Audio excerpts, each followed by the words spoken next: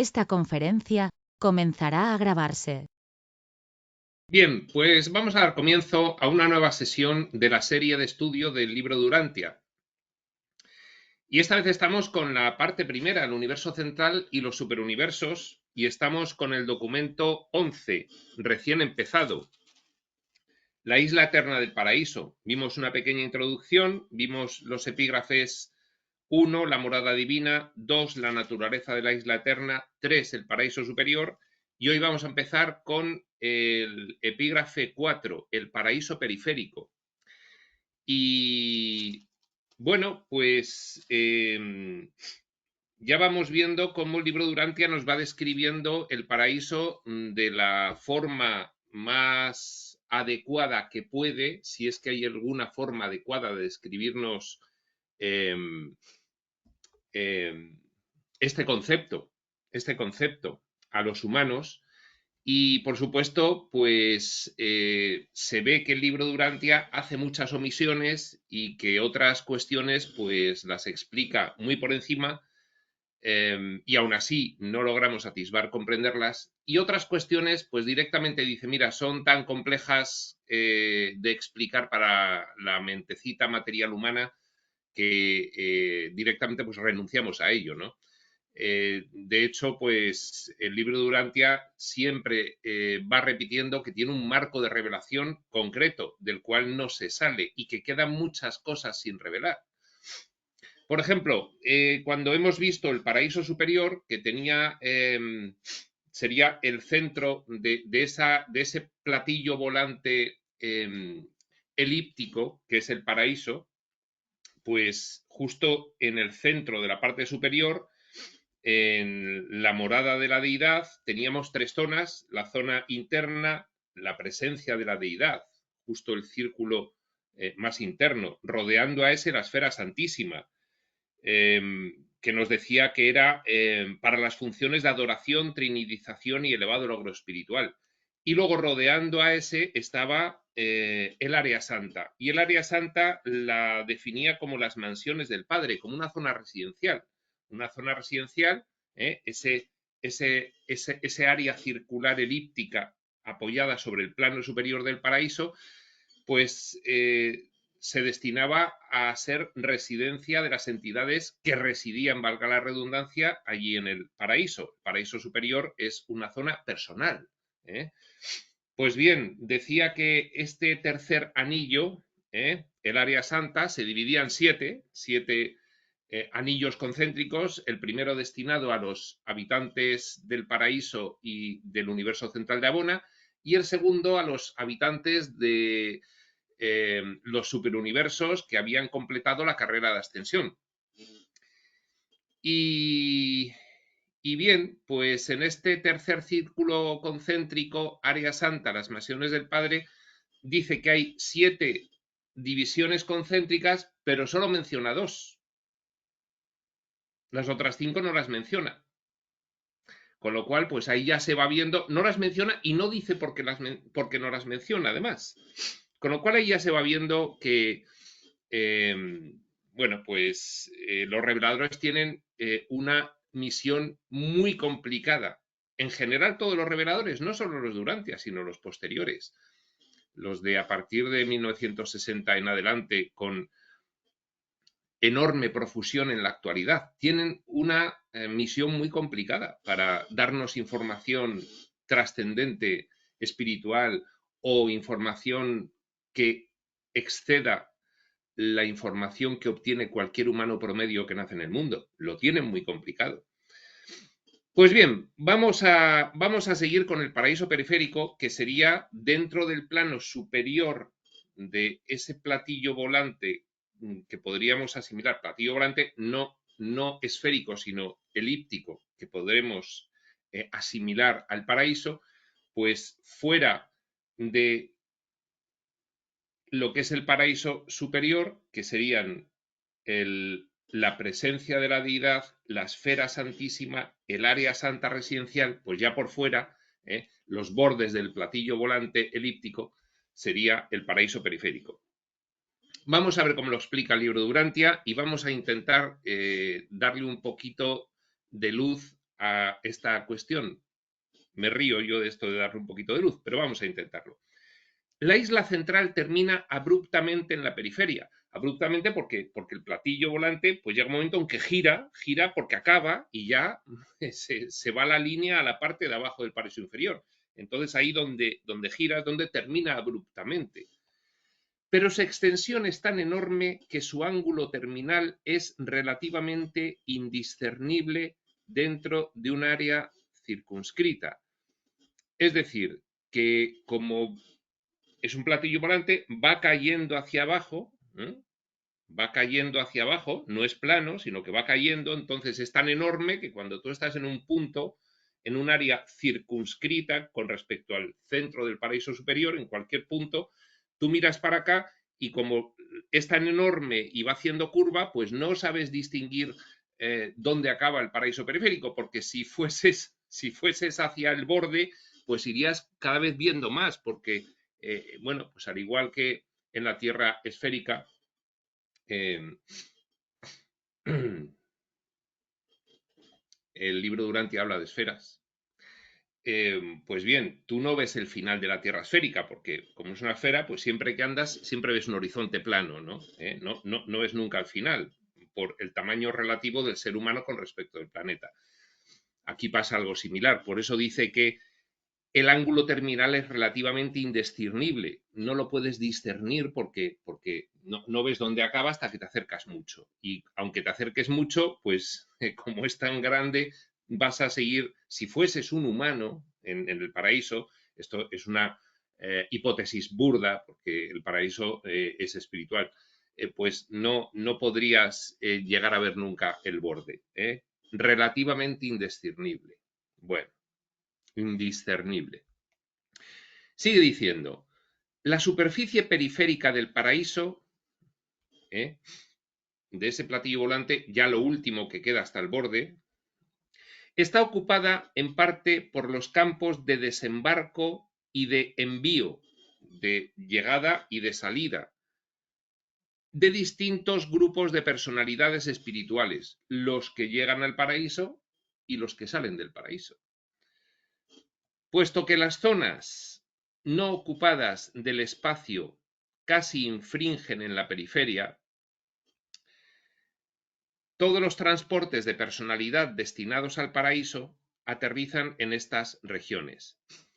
¿Qué quiere decir esto de las zonas no ocupadas del espacio? Bueno, vamos a volver a imaginarnos el gran universo. Vamos a hacer una especie de esquema, no voy a pintar ni voy a compartir pantalla, sino que lo voy a hacer pues con los dedos, como bien podamos, ¿no?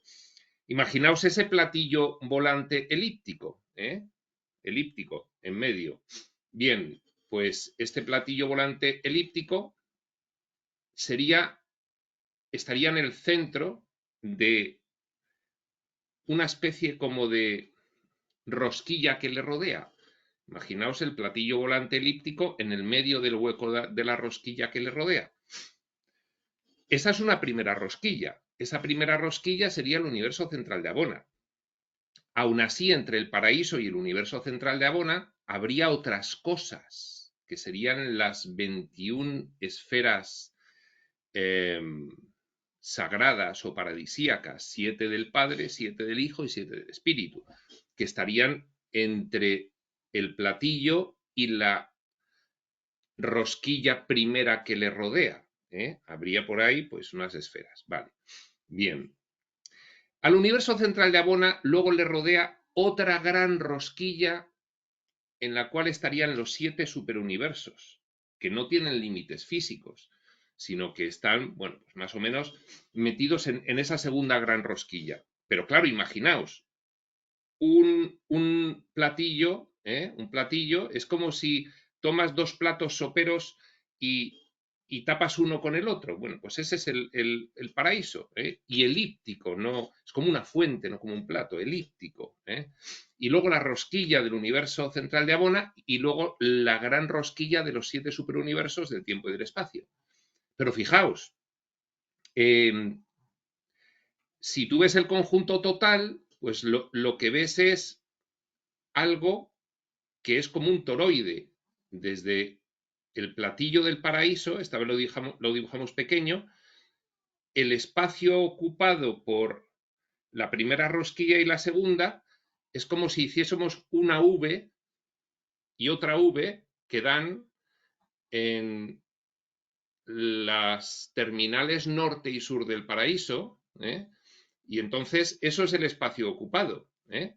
Lo que está dentro de estas Vs, ¿de acuerdo? Pero encima del paraíso y debajo del paraíso está el espacio no ocupado. Así que el libro de Urantia nos va a diferenciar entre el espacio ocupado y el espacio no ocupado. Si tú te imaginas el platillo, una rosquilla, primera rosquilla y una segunda rosquilla, la segunda rosquilla más grande que la primera, pues eso es el espacio ocupado. El interior de esas rosquillas sería donde están, dentro de la primera, los 1000 millones de mundos del universo central de Abona, 1000 millones de mundos. Y en la otra rosquilla más grande, los 7 superuniversos, cada uno de ellos con sus sectores mayores y menores, los 100.000 universos locales en cada uno, total 700.000 universos locales, etc. Bien, pero es que después de esta segunda rosquilla de los superuniversos, tenemos 4 rosquillas más que son de los superuniversos en formación, en 4 niveles. Primer nivel, segundo nivel, tercer nivel, cuarto nivel. Con lo cual, esas son rosquillas más grandes, de forma que van rellenando esas Vs que salen desde el límite sur y el norte del paraíso. Esas Vs, claro, rosquillas cada vez más grandes. Imaginaos además en elíptico, ¿no? Y entonces, bueno, pues lo que nos representa esto es que hay dos tipos de espacio. El espacio ocupado por los escenarios del espacio-tiempo y el espacio que no está ocupado, que es el que está encima y debajo del paraíso, ¿de acuerdo? Todo alrededor del paraíso, considerándolo como un platillo, todo alrededor es espacio ocupado y creciente según se aleja en esas Vs, creciente según se aleja, vamos a hacerlo así, y arriba y abajo es el espacio no ocupado. Bien, lo que nos dice esta frase, que es de la cual deriva esta explicación,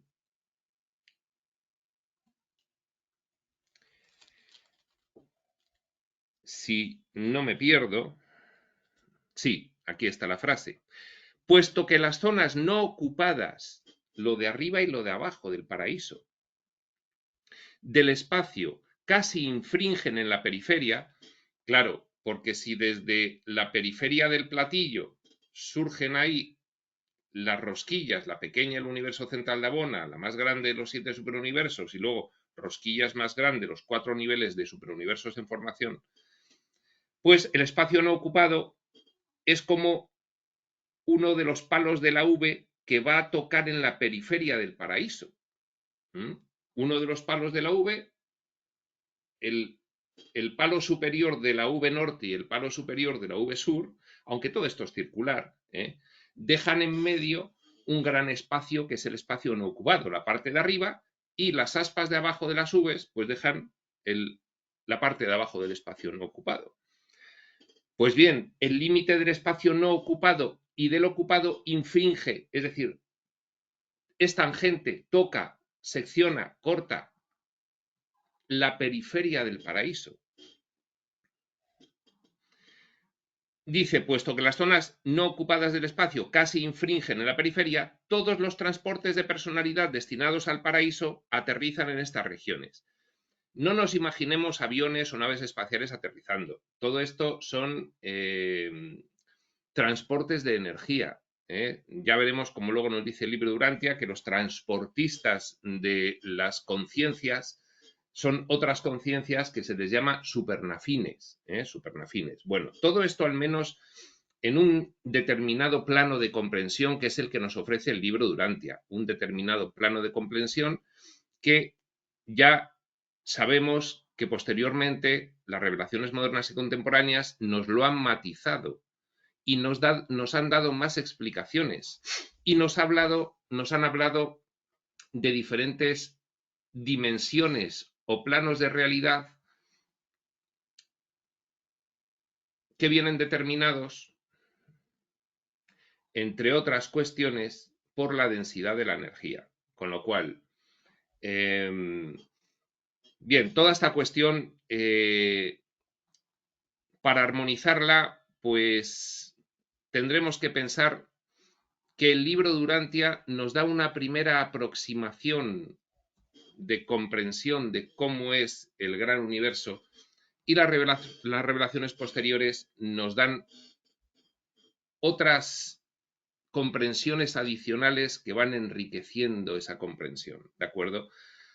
Pero que en cualquier caso quedan lagunas tan importantes para la comprensión coherente y homogénea de lo que nos están diciendo, que de ahí se deduce que estamos en pañales todavía. Lógicamente, si estamos como seres humanos en el extremo de la exploración, en el extremo opuesto a lo que es el espíritu, y ese extremo se alcanza limitando la operativa de la mente, involucionando los valores de la mentalidad y densificando la energía, que no es otra cosa que la manifestación en el espacio-tiempo del pensamiento del espíritu, pues entonces nos podemos imaginar que nuestra mente no alcanza a comprender casi nada de lo que nos están contando. Pero ellos ya quieren que empecemos a atisbar algo, igual que el bebé en su primer año de vida tiene que empezar con comprensiones muy pequeñas respecto de lo que va a ir comprendiendo a lo largo de su vida humana. Nosotros, como bebés evolucionarios, pues tenemos que empezar a comprender y atisbar mínimamente estas cosas, aunque sea de esta forma burda. Fijaos que el libro de Urantia repite bastantes veces que nos explica todo esto de manera burda. Está en todo el libro de Urantia, está concretamente ese vocablo. Os explicamos esto muy burdamente porque no tenemos otra forma de explicároslo, con lo cual nosotros tenemos que deducir que lo entendemos muy burdamente, pero tenemos que empezar con esa comprensión burda para ir cimentando comprensiones superiores posteriormente. Este es un paso del camino que hay que dar. Bien, pues sigue diciendo. Repetimos esta última, que ha dado lugar a toda esta disquisición. Puesto que las zonas no ocupadas del espacio, lo que está encima y debajo del paraíso, no lo que está a los lados, casi infringen en la periferia, todos los transportes de personalidad destinados al paraíso, entendiéndolo burdamente, aterrizan en estas regiones. Al paraíso se llega por la periferia, no se llega directamente al centro del plano de arriba del paraíso superior, ni al centro del plano de abajo del paraíso inferior. Se llega a los extremos. Ni el paraíso superior ni el bajo son accesibles para los supernafines. Estos supernafines son estas personalidades procedentes del Espíritu Infinito, que son de la familia de los ángeles. Son los representantes más elevados de la familia de los ángeles, que son la familia del Espíritu Infinito. Supernafín, pues nos suena un poquito a lo de serafín. Serafín es un ángel, es un ángel con funcionalidades aquí cerquita de nosotros. Algunos son serafines guardianes. Pues estos son unas entidades, unos seres de la misma naturaleza originaria, es decir, procedentes del Espíritu Infinito, pero que se dedican, entre otras muchas cosas elevadísimas, a realizar transportes de conciencia por el universo, entendiendo esta afirmación solamente en el aspecto de la percepción por la criatura del espacio-tiempo, porque luego ya sabemos que los reveladores modernos nos han dado otra información que implica otro tipo de comprensión de lo que sería el universo. Pero estamos realizando la comprensión de este aspecto que también tenemos que realizarla, es importante, para luego superarla con otras informaciones. Bien.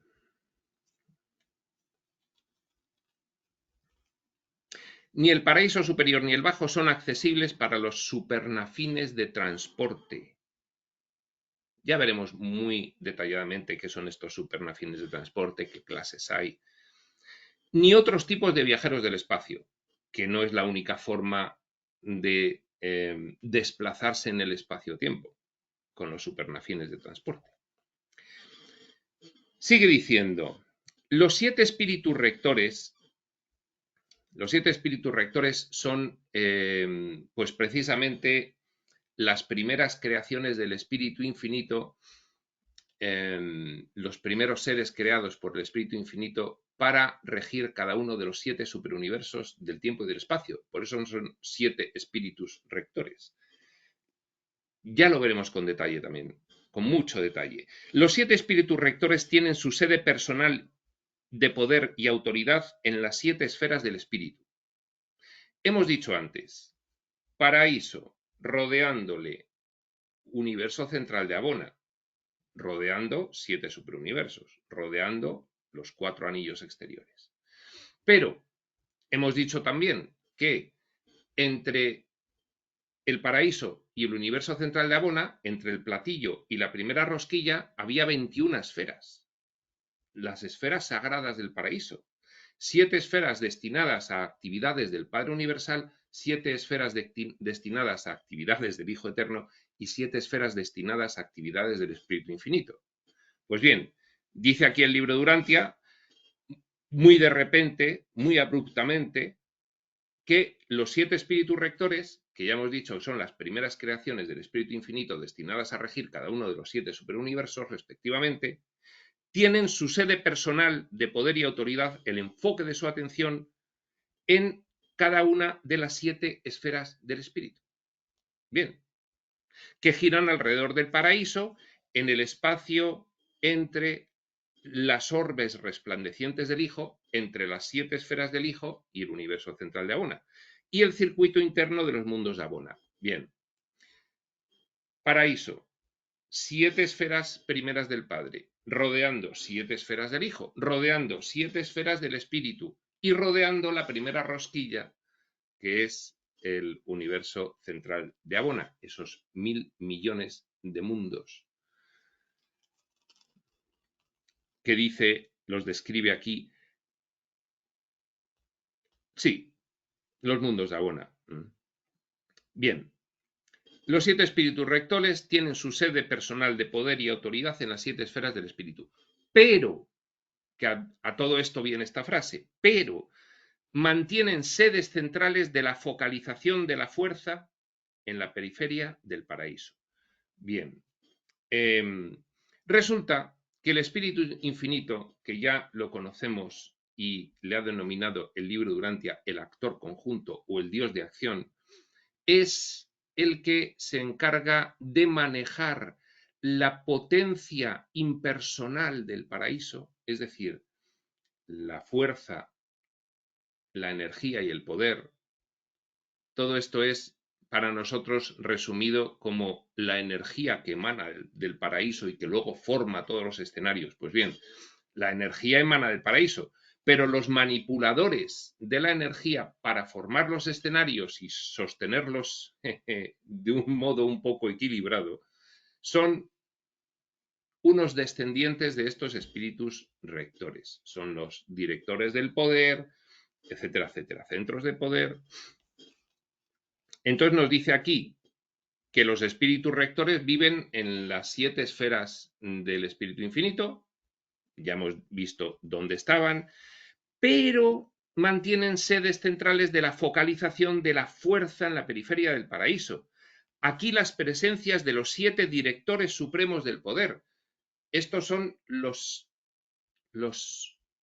siguientes, estos son los nietos de los espíritus rectores, los directores supremos del poder. Digo los nietos porque hay otros entre medias, que no vamos a liarlo ahora con el tema, pero bueno, los directores supremos del poder son sucesores muy cercanos del espíritu infinito. Después de los espíritus rectores hay otro nivel ahí y ahí vienen los directores del poder y esos tienen su sede en el paraíso periférico. Esto es lo que quiere decir el libro de Urantia, pero claro, lo dice de una forma tan abrupta que para darle algo de luz hay que explicar varias cosas que no está hablando este epígrafe y que se dirán más adelante. Ellos lo hacen así, claro. Si no, el libro en vez de 2000 páginas tendría 27.000. Yo lo entiendo, pero hay que entenderlo de esta manera.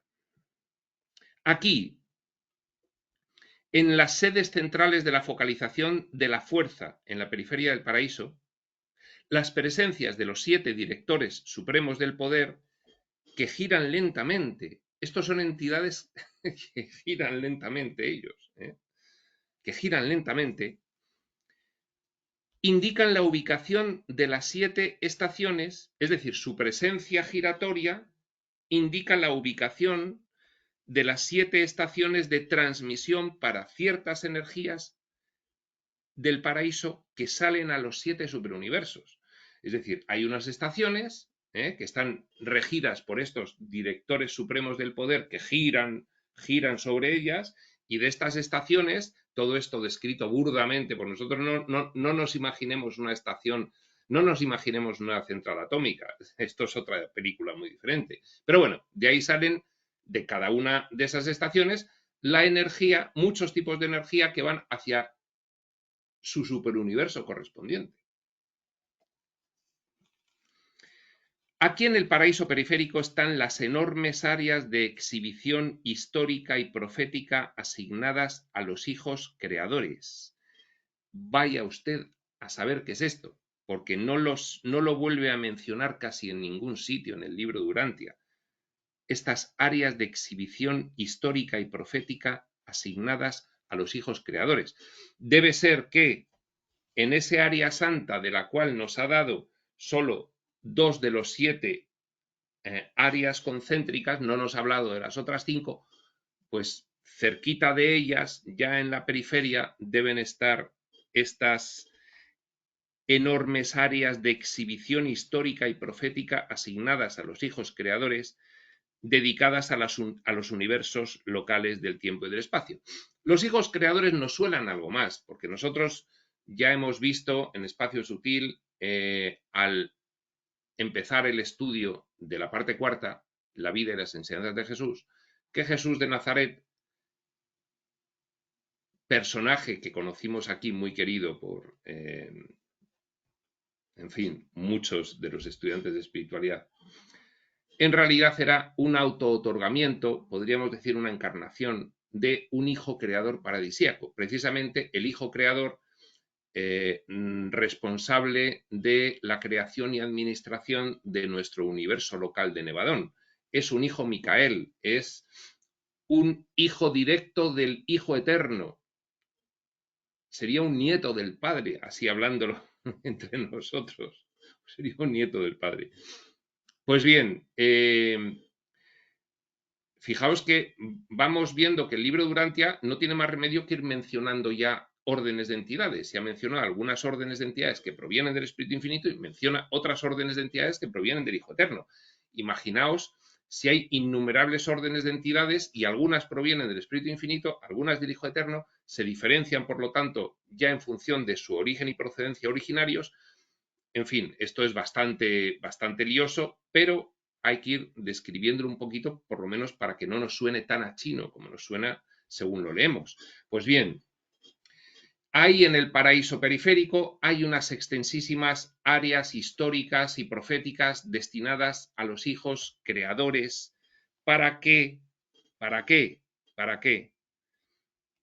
Para que reflejen una exhibición desde el punto de vista histórico y profético, cada uno de su universo local. Hay 700.000 universos locales. Nos dice el libro de Urantia que hay 1 millón, están tasados de hijos creadores, y la primera pregunta que surge es, ¿qué hacen los otros 300.000?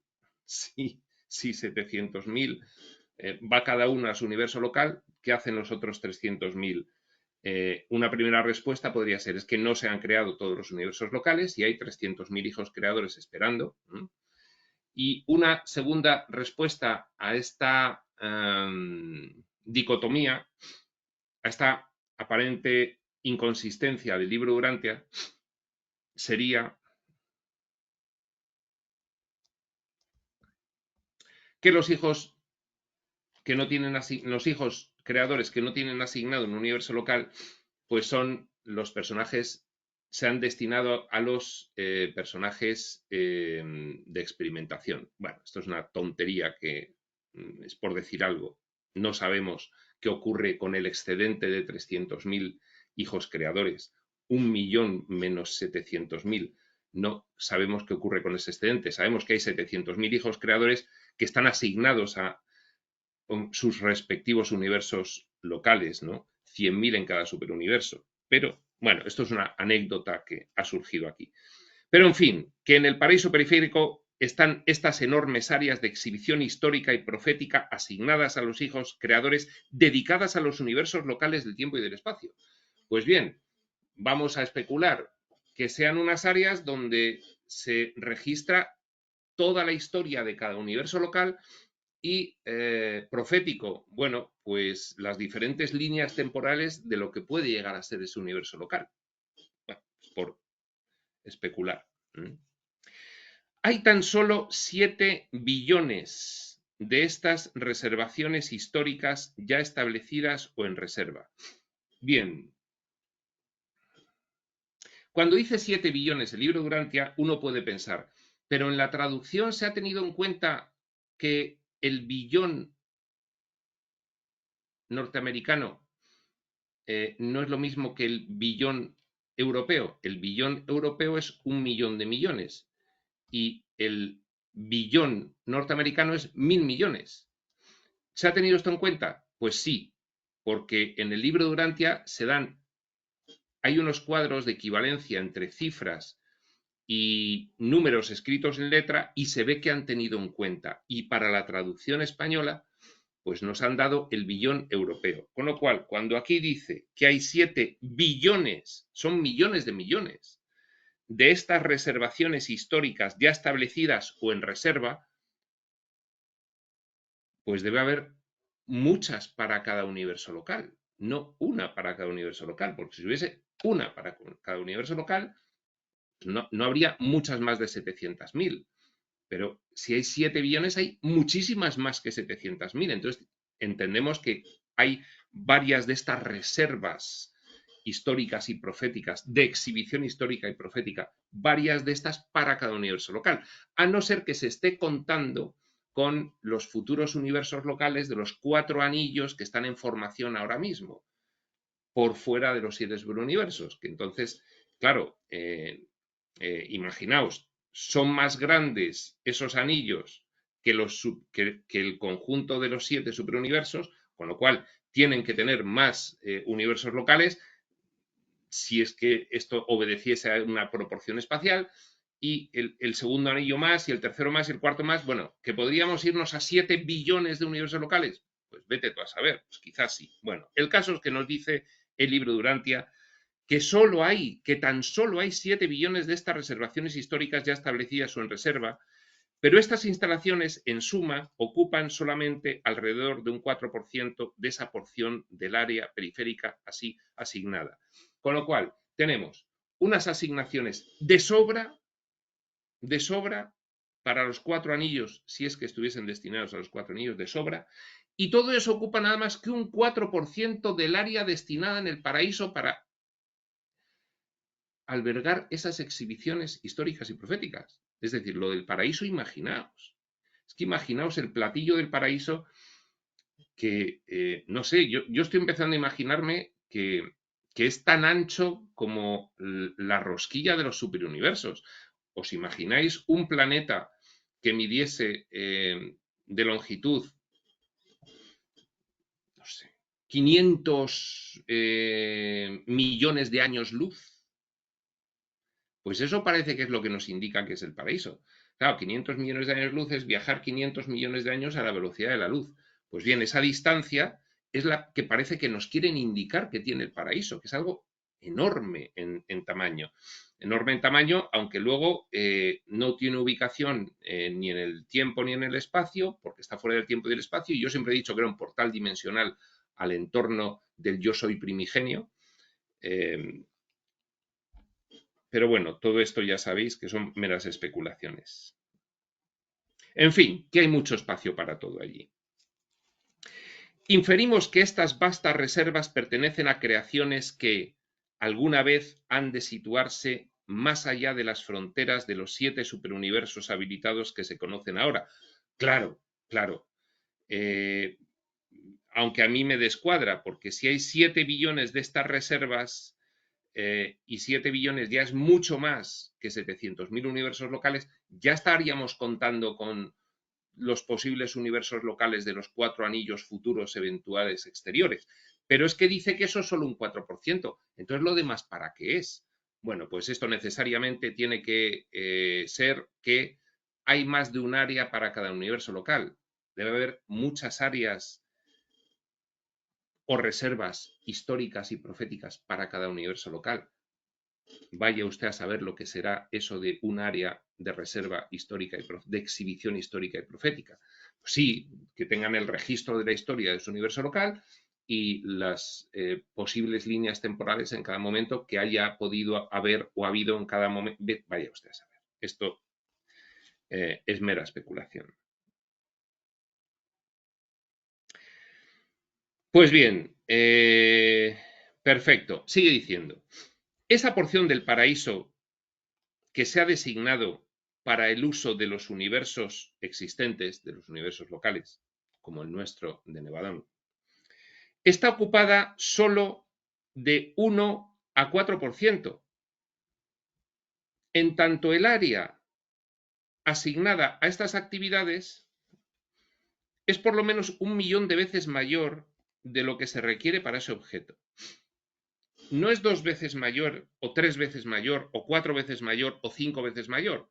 Por 5, por 6, por 7, por 1000, por 100.000, por 500.000. No, es por 1 millón de lo que se necesita. Es decir, la infinitud de Dios da lugar a una abundancia excedente absoluta. Es 1 millón de veces mayor, multiplicado por 1 millón. Hay que entender. De lo que se requiere para ese objeto. Pues bien, no sé, esto es para las infinitas edades del futuro eterno. Habrá que entender. El paraíso es suficientemente grande para dar cabida a las actividades de una creación casi infinita. Bueno, pues aquí ya lo está diciendo. Pues bien, como está además fuera del espacio y del tiempo, es todo lo grande que tenga que ser. Ya está, es casi infinito, es una creación lógicamente mental, originariamente, que se manifiesta en diferentes niveles de realidad, en muy diferentes formas, según podemos ir infiriendo de lo que vamos leyendo, pero que es casi infinito.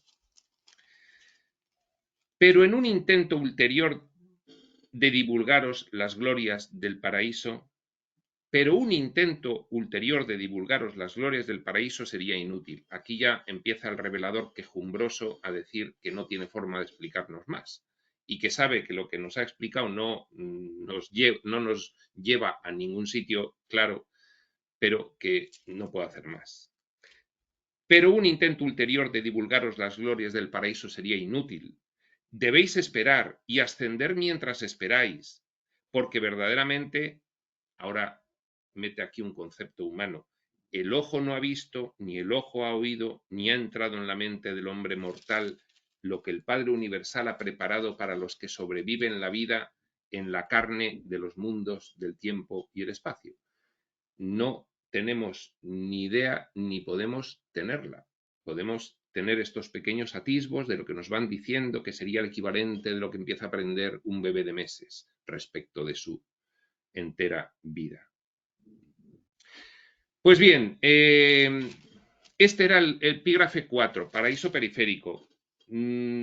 Pensé que nos podría haber dado tiempo a ver también el 5, el paraíso bajo, pero llevamos casi 40 minutos, 38, y viendo que al final todo esto, pues si no se empiezan a realizar especulaciones burdas sobre lo que se va leyendo, es que es infumable, y que al final pues te entretienes mucho, pues no vamos a continuar con el paraíso bajo. Nos vamos a quedar aquí con el paraíso periférico, epígrafe 4, vamos a dejar el paraíso bajo, epígrafe 5, para una siguiente sesión, y eso será cuando toque que sea, y hasta entonces, prospector.